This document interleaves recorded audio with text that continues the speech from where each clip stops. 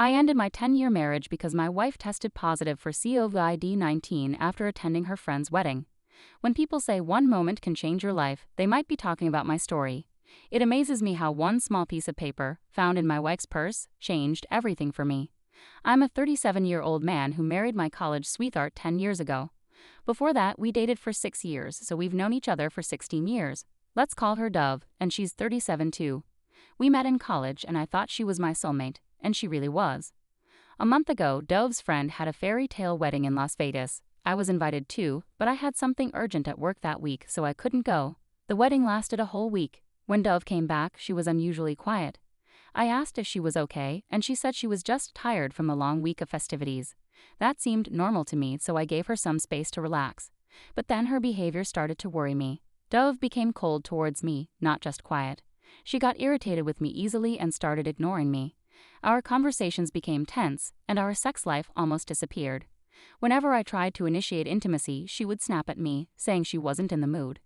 It's been almost a month since Dove returned from the wedding, and we haven't been intimate once. To make things worse, I found something in her bag yesterday that has made me really anxious. It was a hospital bill showing that Dove had taken an STD test the day after she got back from the wedding. Isn't that strange? Why would she do that, and why didn't she tell me? I know this probably means something serious. I love her deeply, but I'm not naive enough to ignore such a big red flag. I haven't confronted her about it yet because I want to gather all the facts about the STD test first. I don't want to accuse her without knowing the full story. I value my marriage and my relationship with Dove, and I don't want to ruin it with a hasty reaction. I've done my best to research this topic, and I came across a page where many people shared stories about their partners secretly taking STD tests. More often than not, these stories are related to cheating. That's why I'm here to share my story and see if I'm overreacting or if my concerns are valid. I feel guilty admitting this, but a few days ago, I looked through Dove's phone. I checked all her chats and call records but found nothing suspicious. Everything was clean. I also checked her social media accounts, and there was nothing unusual there either. Now, I don't know if I should feel bad for doubting her or if I should be relieved that I'm being cautious. I thought about contacting the friends who attended the wedding with Dove to see if anything unusual happened, but there's a problem. It was Dove's school friend's wedding, so none of our college friends were there. I'm not close enough to her school friends to ask about it without Dove finding out. This whole situation feels strange because in the 10 years we've been together, Dove has never given me any reason to suspect her. We've always been very open with each other. I forgot to mention that the bill showed Dove made the appointment the day after returning from the trip. However, the test was actually done yesterday and the report is expected to come in a week. Dove's behavior has been concerning me since she got back from the trip. I checked her phone a few days ago but didn't find anything suspicious. Yesterday, when Dove came home after the test, she looked very exhausted and tense. It seemed strange when she carefully hid her bag in the wardrobe instead of leaving it on the table or couch like she usually does. I pretended not to notice, but I was keeping a close eye on her. When she went to the washroom for a shower, I checked her purse and found the hospital bill for the STD test. Update 1. Hello everyone. After reading the comments on my post, I realized I didn't give much background information about Dove and me. I didn't think it was relevant, but I've replied to a few of you in the comments. For general information, here's some context. Dove and I both graduated from the same college, and we're both software engineers working at different IT companies. We have a 6-year-old son. Financially, we have a stable life, a pretty decent one, and we were a happy family until now. Until Dove did something that might have ruined everything.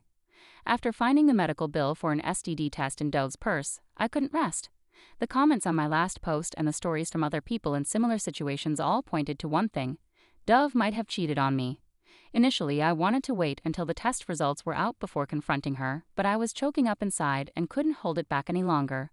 Dove noticed I was behaving differently. The day I made the post, she even asked if everything was all right. I just nodded and faked a smile, and she probably thought I was upset because of her recent rude behavior. So the day after I made my post, we sat down for dinner.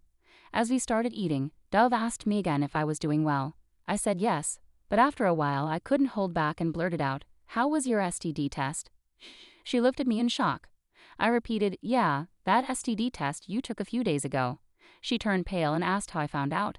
I told her it didn't matter. Then she said the classic line, "I can explain." I stared at her and told her to go ahead and explain. She sighed, took a deep breath, and started weeping.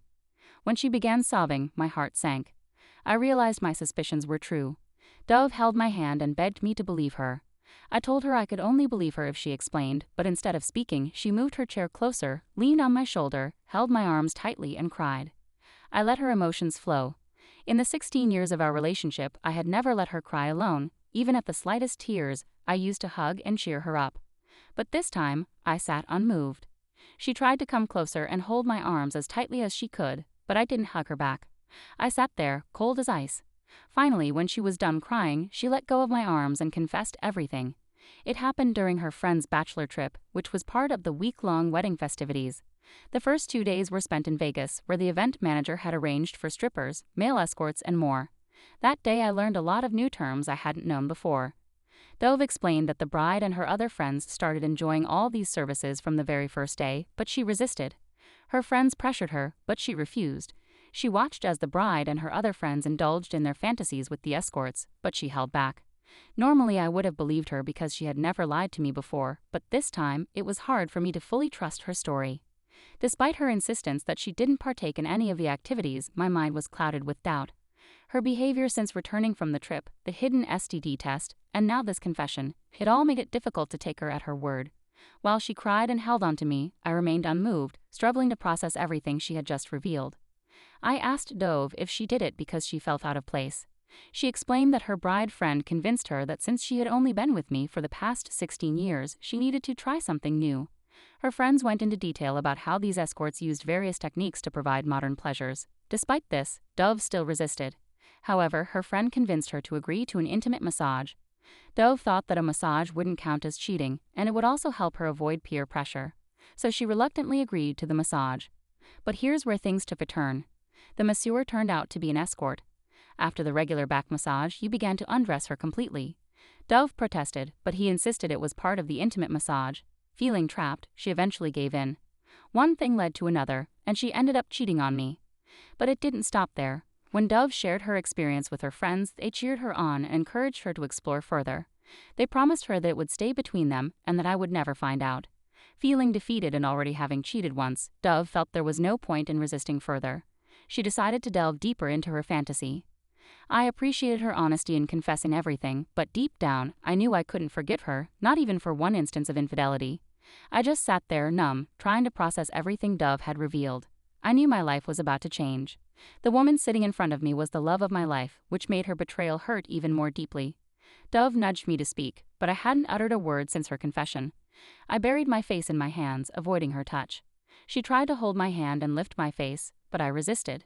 When I finally looked at her, I told her I was going to file for divorce. She was shocked and pleaded with me not to make an impulsive decision, especially because we have a son.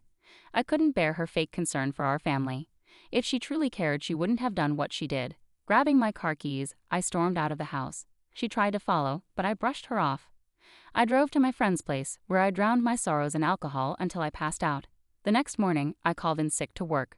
My friend went to the office while I lay on his couch, searching for divorce lawyers. I stumbled upon one who was a former schoolmate. Since we were connected on Instagram, I messaged him. He responded promptly, sensing the urgency in my messages. His earliest available appointment was in 4 days, but knowing him personally, he asked if I could meet him late in the evening after work. I agreed without hesitation. Instead of meeting at his office, my lawyer suggested we meet for a drink. So the evening after Dove confessed her infidelity, I found myself sitting with my lawyer discussing divorce over drinks. He advised me to sleep on my decision and see if my emotions settled, but I had already made up my mind to give her another chance. I assured him I was making a mindful decision. We discussed the terms of the divorce, and he assured me he would start the paperwork right away. I asked him to expedite the process because I wanted to get it over with quickly. To an outsider, it might have seemed impulsive, but I was not acting hastily. I love Dove, but I value my self-respect too much to let her betrayal slide. The next day, I returned home in the afternoon, expecting Dove to be at work. However, she was there looking miserable. As soon as she saw me, she rushed over, trying to hug me and asking where I had been for the past 2 days and why I hadn't responded to her calls and messages. I wanted to push Dove away, but she looked so fragile and pale that I couldn't bring myself to do it. I allowed her to hug me, but I didn't hug her back. I stood there stiffly while she kept apologizing, but I remained unmoved. She held my face in her hands and begged me to say something, saying that my silence was killing her. I asked about our son, and she told me she had left him with my parents for a few days. I freed myself from her grasp, went to my room, and locked the door behind me. If I had let her in, she wouldn't have let me pack. I quickly packed some clothes, my laptop, tablet, and other essentials, and hurriedly left the house while she was in the kitchen. She followed me outside, trying to stop me, but I didn't look back and drove off. I checked into a hotel and then went to my parents' house to see my son. I wanted to tell them everything, but I held back because I had something else on my mind. It's been almost a week now, and I'm working remotely from the hotel. I got permission to work remotely for this month. Dove has been trying to contact me through every possible means: calls, texts, voicemails, and even showing up at my workplace, crashing at my friend's place, and visiting local bars and restaurants that I frequent. Today, one of our mutual friends called to ask if I was okay. He said Dove had been searching for me all over the city. I told him I was safe but needed some time to cool off. A few hours ago, I called my lawyer to check on the progress of the divorce papers. He assured me they would be shipped to me in the next few days. I'm waiting patiently until they arrive before taking the next steps. I'll provide another update once I've sorted out the details of the divorce. Update 2. It's been a while since my last update, but I wanted to make sure everything was sorted before sharing again. This will likely be my final update. 10 days after the day everything came to light, the divorce papers arrived. It was a Saturday. The following morning, I returned to my house. The situation was unchanged. Dove was lying lifelessly on the couch while my son played in the living room. He ran towards me and hugged me tightly, as if we hadn't seen each other in weeks. But this time, Dove remained stiff. She didn't hug me back. Instead, she just gave me a cold stare. I played with my son for a few minutes and then left him to play alone while I sat down on a chair. Dove looked at me with a serious expression and asked what I wanted. I couldn't help but smirk at her question, not saying anything in response. She then asked if there was anything she could do to make things better. I stayed silent. After a while, she spoke again, saying, "Look, I know I've hurt you and ruined everything, and I'm truly sorry. I admit what I did was wrong, but you have to understand that I could have avoided getting the STD test, and you would have never found out. But I did it for your safety, and I avoided being intimate with you to protect you. I love you, and I'm sorry for what I did. But you also have to acknowledge that I confessed the truth instead of lying. So instead of running away from this, we need to find a way to fix it. Tell me what I can do to make things right." I replied, yes, and told her that she needed to confess her infidelity in front of both our parents. She gave me a stern look. I challenged her, saying, "What? You can't do it, right?" She took a deep breath and reluctantly agreed, saying that if it would bring me some happiness and closure, she was willing to give it a try. I instructed her to invite both sets of parents for the evening. After staring at me for a moment, seeing the coldness in my eyes, she picked up her phone and called each of our parents, asking them to join us later. After the calls, she looked defeated. Later, I took a shower and was browsing on my iPad when she entered the room, saying she had made lunch for us.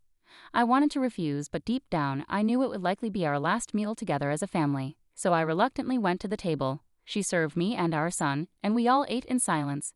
It pained me to see my son's face, knowing it would likely be the last time he would share a meal with both of his parents together. I'm aware that some might see me as egotistic or chauvinistic for ending our happy family over one mistake by Dove. But I don't care about others' opinions. I believe that choosing my self-respect over my emotions is the right thing to do. It's important for a child to grow up with happy, separated parents than with parents trapped in a broken marriage.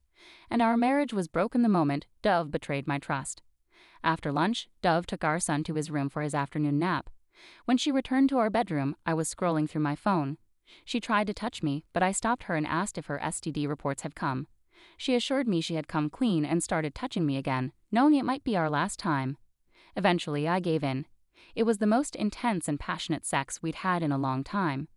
Afterward, I felt a mix of guilt, sadness, and satisfaction. She was the only woman I'd been with in the past 16 years, and the thought of pushing her away forever broke me. I regretted giving in to our physical desires because it might have given her false hope of reconciliation. As she fell asleep in my arms, looking peaceful as if she hadn't slept in days, I couldn't help but wonder how she could have done this to us. Eventually, I also drifted off, still holding her close. We woke up to our son knocking on the door. I let him in, and we spent some blissful moments together on the bed, playing and laughing. It made me briefly reconsider my decision and contemplate giving our marriage another chance. However, I pushed those thoughts aside and got out of bed. It was already evening, and I sat in a living room, awaiting the arrival of our parents. After a while, our parents arrived. Once everyone had settled down, Dove called me into the kitchen with a serious look in her eyes and asked if I truly wanted to go through with this. I affirmed my decision. She then went outside and announced to everyone that she had something to confess. She admitted to cheating on me at her friend's wedding, emphasizing that it didn't mean anything and that she loved me dearly. She explained that she had already confessed to me, and I wanted her to inform everyone. It all happened so quickly that my parents initially thought it was a joke. However, I assured them it wasn't, explaining that she had confessed when I found the STD test bill in her purse. Her parents looked down in embarrassment and anger, while mine were visibly disappointed but remained silent. I then declared that I also had something to say. I had filed for divorce. I produced the divorce papers and began reading the terms aloud. Despite Dove's attempts to interrupt me, I continued. I outlined that she would keep the house where she and our son could live, while I would move out. We would share joint custody of our son, and I would contribute my share of child support. After finishing, I handed her the papers. Dove gave me a disgusted look, accusing me of tricking her into this situation. Despite her protest, she quickly scanned the papers and signed them. Her parents left immediately without uttering a word, and my parents followed suit. Before departing, they offered me a place to stay with them for a while. I nodded in response to my parents' offer, saying I'd consider it. Meanwhile, Dove went to our son's room and locked the door from the inside. She must have felt deeply humiliated in front of her parents and mine, and perhaps defeated that her confessions and apologies had seemingly amounted to nothing. I packed the rest of my belongings and left the house. I longed to see my son, but I knew Dove wouldn't allow it, hence her locking herself in his room. After that evening, I didn't receive any calls or texts from her. About 45 days later, we found ourselves in court for the divorce proceedings. Surprisingly, the divorce was settled amicably as neither of us contested it. We didn't exchange any words during the process and parted ways once it was over. Since then, it's been over a week since the divorce was finalized. I've been preoccupied with finding a new home and settling in. While we may cross paths occasionally due to our son, our interactions will likely be strictly transactional. Despite everything, I still feel a sense of emptiness and frustration, knowing that I've also caused hurt and humiliation to Dove. Perhaps in the end we both got what we deserved. Now it's time to move forward and on to the next chapter of my life. After 3 years of struggling to conceive due to an accident I had when I was younger, my wife and I finally welcomed our daughter into the world 3 weeks ago. While both mom and baby are home and healthy, I found myself sleeping on the couch due to a disagreement over our baby's surname. My wife was previously in a long-term relationship with her ex, who tragically passed away due to mental health issues after serving abroad. She has a 12-year-old son from that relationship who lives with us and bears his late father's surname. Now my wife wants our new baby to also carry her ex's surname. She believes it's important so that her son doesn't feel left out from his new sibling and any future siblings. Additionally, she prefers her ex's surname over mine, as she thinks it's a better name. In an attempt to find a compromise, I suggested that since I've practically raised her son, he could take my surname instead. That way he wouldn't feel excluded and she could also take my surname. However, she refused, arguing that he has had his surname all his life and shouldn't have to change it to please me. I tried to explain that it's natural for siblings to have different surnames, especially when they have different fathers. I'd even suggested that our baby could have my surname while my wife hyphenates her maiden name with her ex's for her son. But she was not open to this idea either. As we approached the deadline for registering our baby's name, tensions between my wife and me escalated. Despite numerous attempts at compromise, including suggesting that our daughter could have my surname and her son could keep his, my wife remained adamant about giving our daughter her late husband's surname. I proposed seeking couples therapy to work through our differences, but my suggestion was met with resistance. My wife insisted that since she carried and delivered our daughter, she should have sole authority over naming her. Even when I sought the opinion of her son, who expressed indifference towards the issue, my wife accused me of emotionally manipulating him. 5 days ago, we had a heated argument, and since then, communication between us has been minimal. I didn't want our disagreements to overshadow what should be a joyous time for our family. However, feeling frustrated and unheard, I issued an ultimatum 2 days ago. Either our daughter gets my surname, or I would seek a divorce. I expressed my feelings of being sidelined as a father and suggested that perhaps her late husband could play a role in raising our daughter since she seemed unwilling to acknowledge my paternal role. In response, my wife accused me of manipulation and argued that it was unfair for her not to have sole control over our daughter's name. During her pregnancy, she had even suggested feminine versions of her late husband's name for our daughter's first name, such as Alexis, Alexia, or Alexandra, as well as his actual name if we had a boy. Today I talked to a lawyer and my wife overheard.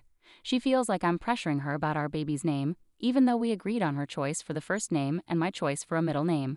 I just want to know if I'm doing the right thing by seeking advice from others. I feel lost. My wife is 43 years old, and most of her life she used her maiden name.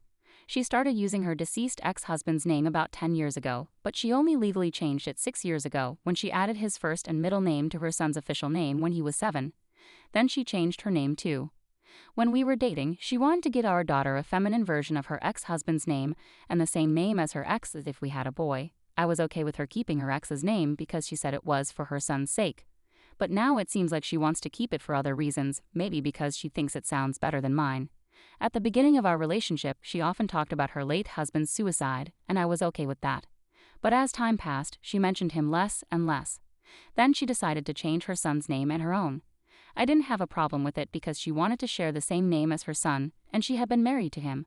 Even though she made these changes years after his passing, I thought it was understandable. When we talked about getting married, she mentioned that she didn't want to switch her new name to mine because she found mine to be dull. I didn't mind. Our romantic relationship was okay overall. We did have a period where our intimacy was lacking, but we managed to work through it without therapy.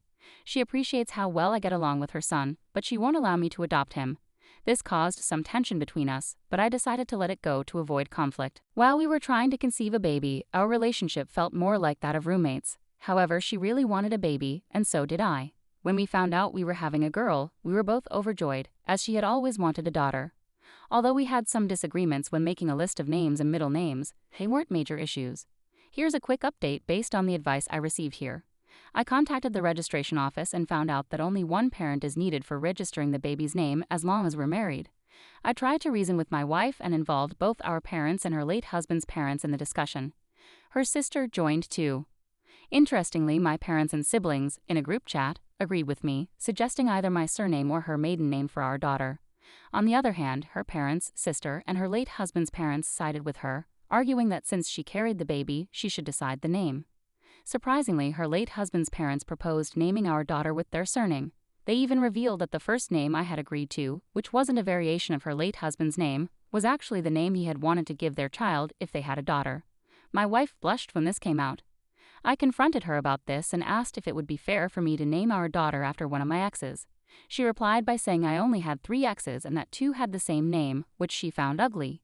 When everyone left, I tried to talk things out with her, but she slammed the bedroom door and locked it.